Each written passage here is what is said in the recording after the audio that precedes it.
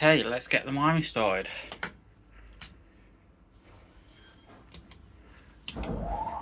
Wait for the click. Just caught at the top lot. I actually managed to park it straight last night. Quite impressed with myself.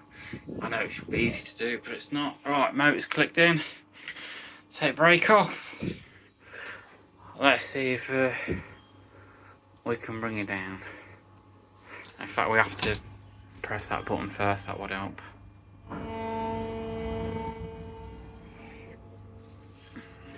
fact, while I'm here, I think before I check the bars and check the bands, the other side of the bands, we'll just send it around a little bit, check that she's all good. Saves me checking the restraints and that, and then coming back and doing this. I can just lock it off and climb on top to climb up and do what I need to do.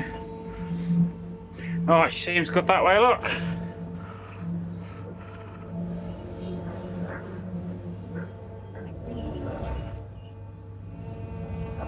Let's try the other way. Start her off slow. Because where the grease is, I think it's in the cogs, I don't know the technical term. But I start off slowly in the morning and then build her up just so that it can re-lubricate itself with grease. By the way, if you ever go on a Miami, you'll notice it goes faster one direction than the other. I don't technically know why. I guess it's because one way the motor's in reverse. I don't really know. However, it's true on this one. The way it's going now, when I pull the lever down, it's faster than when I pull the lever up. So what you'll notice for me is I'll often take you the slow way first, then the fast way, then the slow way, and then I'll finish off on the fast way again. So you always end on the fast. Alright, that'll do. Let's see if I can land it. Oh, I didn't overshoot it too much there, look.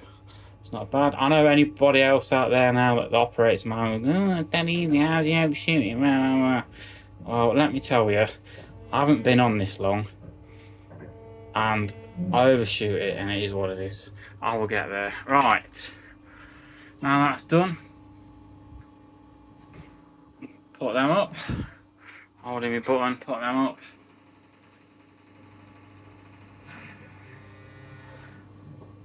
Now I can go and open all the restraints, and then I'll close all the restraints, lock them, and then I'm going to lock the ride back off, and then I'll be climbing on the seats to check the bands while it's in the down position.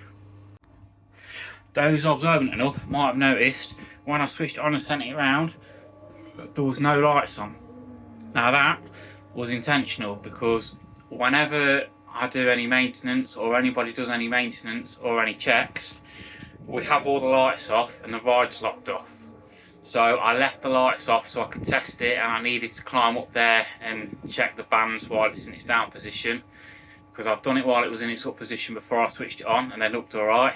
I've just checked it when it's in a down position and look alright. So that basically means I've managed to have a visual inspection of 360 degree the whole way around the bands.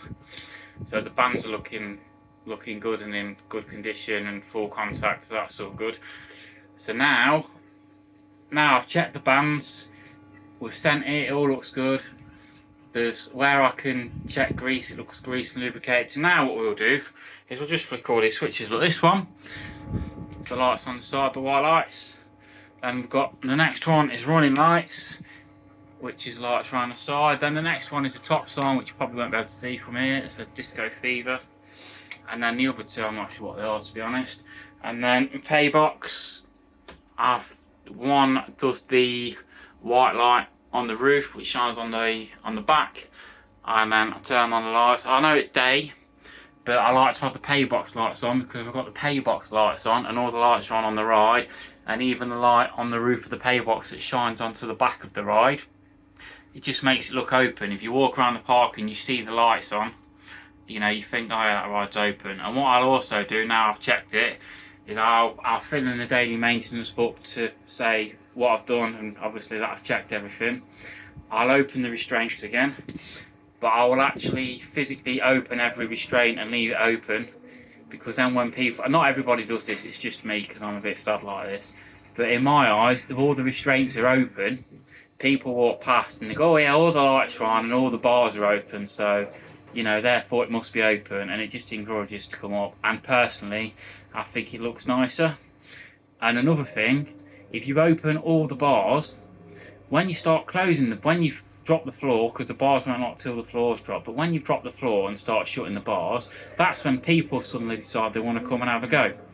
So if you've got the bars already up, but in the lock position, then people that can reach and don't need the Elevate platform to get on, you can take the tokens and they can get on, you can lock them back in. Whereas otherwise, you have to come back to the pay box, lift up the floor, pull the bars up anyway for them, go back to the pay box to drop the floor, to then lock in the restraints. So it's just the way I find it easiest. Anyway, hope you enjoyed. Take care.